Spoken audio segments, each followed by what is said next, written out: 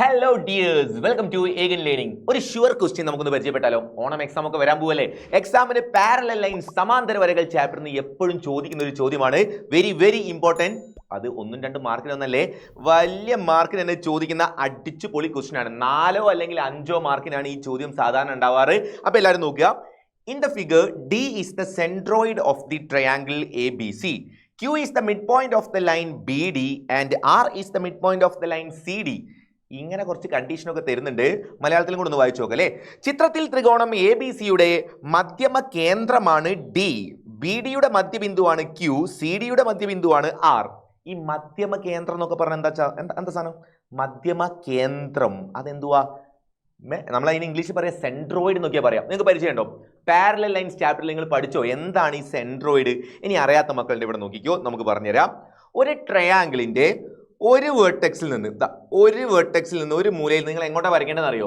അതിന്റെ opposite സൈഡിന്റെ mid പോയിന്റിലേക്ക് ഒരു ലൈൻ വരയ്ക്കുക. ഇങ്ങനെ ഒരു ലൈൻ വരയ്ക്കുക. ആ ലൈനിനെ വിളിക്കുന്ന പേരാണ് സെൻട്രോയിഡ് അല്ല കേട്ടോ, അതിനെ വിളിക്കുന്ന പേരാണ് മീഡിയൻ, നടുവര എന്ന് പറയും. ഇതേപോലെ നമ്മൾ ഈ ഇപ്പുറത്തെ വേർട്ടെക്സ് കണ്ട, ഈ വേർട്ടെക്സിൽ നിന്ന് ഈ മൂലയിൽ നിന്ന് എങ്ങോട്ടാണ് വരയ്ക്കേണ്ടത്? നേരെ ഓപ്പോസിറ്റ് കിടക്കുന്ന സൈഡിന്റെ മിഡ് പോയിന്റിലേക്ക് വരയ്ക്കുക. ഇതാ പോകുന്ന പോയി ഇതാ മിഡ് പോയിന്റിലെത്തി, ഇതാ ഇവിടെ പോയി എത്തിയേ, ഇങ്ങനെ പോകുന്നു. ഈ വരയ്ക്കുന്ന വരകളെ നമ്മൾ വിളിക്കുന്ന പേരാണ് മീഡിയൻ. എന്താ വിളിക്കുക? നടുവര. ഈ മീഡിയൻസ് കൂട്ടിമുട്ടുന്ന ഒരു സ്ഥലല്ലേ, അതിനെയാണ് ഡി എന്ന് മാർക്ക് ചെയ്ത് വെച്ച്. ഇതാണ് രണ്ട് മീഡിയനും കൂടെ കൂട്ടിമുട്ടിയ ആ സ്ഥലമാണ് നമ്മൾ എന്ത് വിളിക്കുക? സെൻട്രോയിഡ്, മധ്യമ കേന്ദ്രം എന്നൊക്കെ പറയും. എന്താ പറയാ?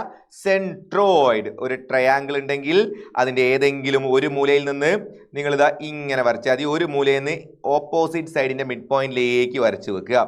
അതേപോലെ നമുക്ക് എത്ര എണ്ണം വരയ്ക്കാൻ പറ്റും? ഇങ്ങനത്തെ 3 എണ്ണം വരച്ചൂടെ? നടുവരകൾ. ഒരു മൂലയിൽ നിന്ന് ഓപ്പോസിറ്റ് സൈഡിന്റെ മിഡ് പോയിന്റിലേക്ക് ഇങ്ങനെ വരയ്ക്കുന്നത്. കറക്റ്റ് മിഡ് പോയിന്റിലേക്ക് വരയ്ക്കണേ.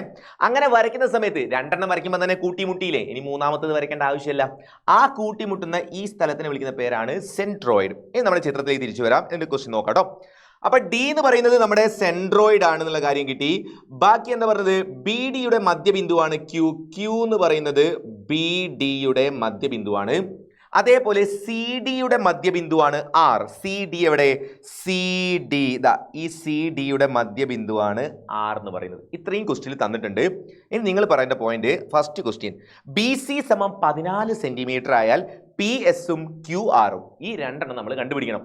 ബി സിയുടെ ലെങ്ത് 14 ആണെങ്കിൽ പി എസും ക്യു ആറും കണ്ടുപിടിക്കണം. മക്കളെ ഒരു കാര്യം ഇവിടെ പറഞ്ഞു തരട്ടെ. നമ്മൾ നേരത്തെ പറഞ്ഞ നമ്മുടെ സെൻട്രോയിഡില്ലേ, അതിന് ഒരു പ്രത്യേകത കൂടുണ്ട്. ഇവിടെ നോക്കണേ. ഈ സെൻട്രോയിഡ് എന്ന് പറയുന്ന ആള്, നമ്മൾ ഇവിടുന്ന് തുടങ്ങിയത് നമ്മുടെ സെൻട്രോയിഡ്, ആ സെൻട്രോയിഡിന് ഒരു സ്പെഷ്യാലിറ്റി കൂടെ ഉണ്ട്. എന്താണെന്നറിയോ? ഇവിടെ നോക്കിക്കോ.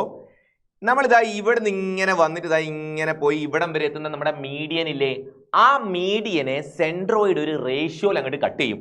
ഈ സെൻട്രോയിഡ് ഇവിടെയല്ലേ സെൻട്രോയിഡ് ഉള്ളത്, ഇവിടുന്ന് ഇങ്ങോട്ടേക്കും ഇവിടുന്ന് ഇങ്ങോട്ടേക്കും വരുന്ന ബാക്കി ഭാഗങ്ങളില്ലേ, അത് കട്ടാവുന്ന റേഷ്യോ 2:1 ആയിരിക്കും. എങ്ങനെയാ? സെൻട്രോയിഡ് നമ്മുടെ മീഡിയനെ കട്ട് ചെയ്യുന്ന റേഷ്യോ 2:1 ആണ്. എവിടുന്ന് കട്ട് ചെയ്യുന്ന റേഷ്യോ എന്നറിയോ? ഈ വെർട്ടെക്സിൽ നിന്ന് ഇങ്ങോട്ടേക്കാണ് 2:1 കേട്ടോ. ഇപ്പുറത്തുനിന്ന് ഇങ്ങോട്ട് 2:1 എടുക്കരുതേ. വെർട്ടെക്സ് മുതൽ ഈ സെന്റർ, ഈ മീഡിയൻ വരെ, മീഡിയൻ അല്ല നമ്മുടെ സെൻട്രോയിഡ് വരെയുള്ള ലെങ്ത് അതാണ് 2. ഇവിടുന്ന് ഇപ്പുറത്തേക്കാണ് 1. ലെങ്ത് അല്ല, ആ റേഷ്യോ 2:1. ഓക്കെയാണ്. അപ്പൊ മലയാളം മീഡിയക്കാർക്ക് മനസ്സിലായെന്ന് വിചാരിക്കുന്നു. ഈ നടുവരയെ ആരാണ് കട്ട് ചെയ്യുന്നത്? മധ്യമ കേന്ദ്രം മുറിക്കുന്ന റേഷ്യോ, അംശബന്ധമാണ് 2:1. ഇനി നമുക്ക് പ്രോബ്ലത്തിലേക്ക് വരാം.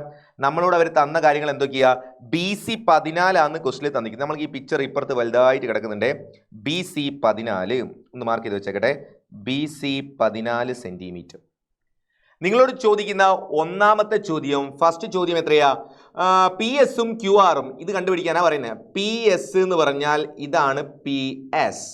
അത് കഴിഞ്ഞാൽ ക്യു ആർ, ഇത് രണ്ടുമാണ് നമ്മൾ കണ്ടുപിടിക്കേണ്ടത്.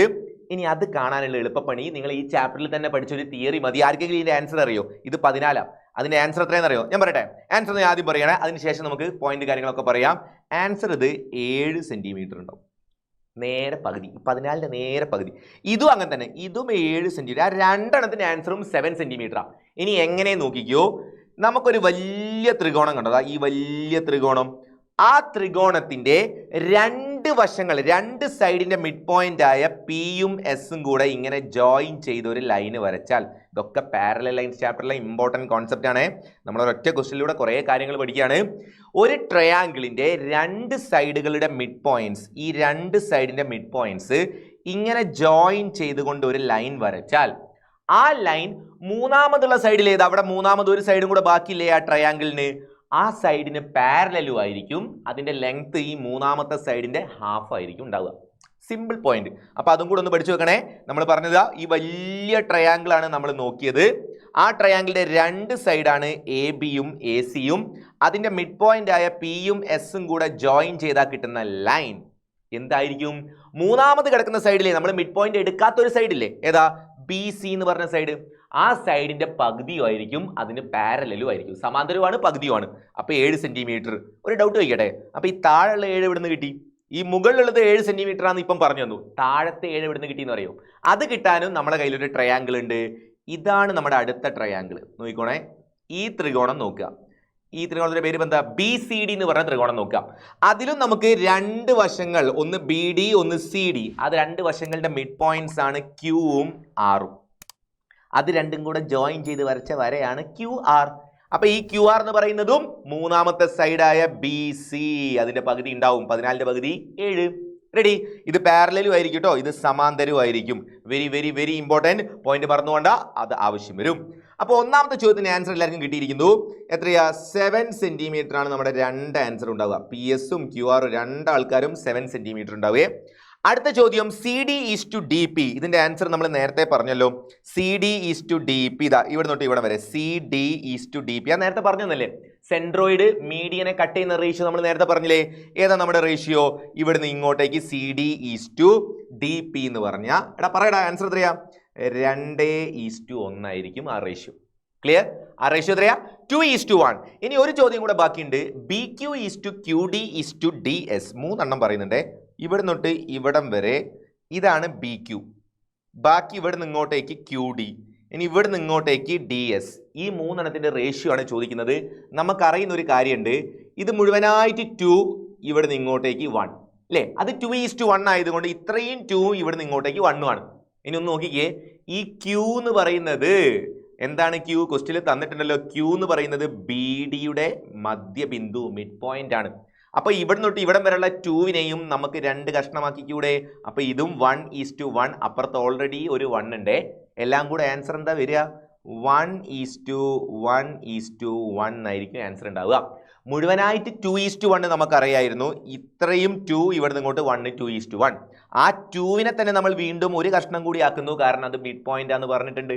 അപ്പൊ ഇവിടെ 1:1, ഇവിടെ ഓൾറെഡി ഒരു 1, അത് 3 ഈക്വൽ പാർട്ടാണ്. അപ്പൊ നമുക്ക് 1:1:1 ആ ലാസ്റ്റിൽ തന്നെ ആൻസറും കൊടുക്കാം. ഇപ്പൊ നമ്മൾ ഈ ക്വസ്റ്റ്യന്റെ ആൻസർ ചെയ്ത സമയത്ത് നിങ്ങൾ പഠിച്ച പോയിന്റ് ഒരെണ്ണം ഇതെന്തായാലും നമ്മൾ പറഞ്ഞത്, നമ്മൾ ഒരു ഈ വരയ്ക്കുന്ന വരേനെ വിളിച്ച പേരെന്നേതാ? മീഡിയൻ, നടുവര എന്ന് വിളിച്ചു അല്ലേ? ഒരു വെർട്ടെക്സിന് ഓപ്പോസിറ്റ് സൈഡിന്റെ മിഡിലേക്ക് വരയ്ക്കുന്ന ലൈന് മീഡിയൻ എന്ന് വിളിച്ചു. ഇത് മീഡിയൻസ് കൂട്ടിമുട്ടുന്ന ഈ പോയിന്റിനെ സെൻട്രോയിഡ്, മധ്യമ കേന്ദ്രം എന്ന് വിളിച്ചു. അപ്പൊ ഈ സെൻട്രോയിഡ് മീഡിയനെ കട്ട് ചെയ്യുന്ന റേഷ്യോ ഫ്രം ദ വെർട്ടെക്സ് എത്രയാ?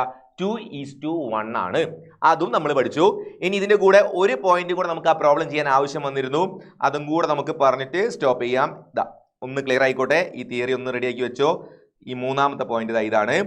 ഒരു ട്രയാങ്കിളിന്റെ പേര് എ ബി സി. ഈ എ ബി സിയിൽ രണ്ട് സൈഡിന്റെ മിഡ് പോയിന്റ് മാർക്ക് ചെയ്യാം. ഒരു സൈഡിന്റെ മിഡ് പോയിന്റ്, രണ്ടാമത്തെ സൈഡിന്റെ മിഡ് പോയിന്റ്. ഈ മിഡ് പോയിന്റുകൾ തമ്മിൽ ജോയിൻ ചെയ്ത് വരയ്ക്കുക. അങ്ങനെ ജോയിൻ ചെയ്ത് വരച്ചാൽ നമുക്കൊരു ലൈൻ കിട്ടൂലേ? അങ്ങനെ നിങ്ങൾ ജോയിൻ ചെയ്ത് വരയ്ക്കുന്ന ലൈൻ, ഈ മൂന്നാമതൊരു സൈഡ് ബാക്കിയില്ലേ നിങ്ങൾ വരയ്ക്കാൻ, മിഡ് പോയിന്റ് എടുക്കാത്തൊരു സൈഡ് ബാക്കിയില്ലേ എ ബി, ആ സൈഡിന്റെ ലെങ്ത്തും ഈ സൈഡിന്റെ ലെങ്ത്തും വെച്ച് നോക്കിയാൽ ലെങ്ത്തുകൾ ഈ വലുതിന്റെ ഹാഫ് ആയിരിക്കും നമുക്ക് നടുവിൽ കിട്ടിയതുണ്ടാവുക. അത് മാത്രമല്ല തമ്മിൽ പാരലൽ ആയിരിക്കും, സമാന്തരമായിരിക്കും. അടിപൊളി ക്വസ്റ്റ്യൻ ആണ്.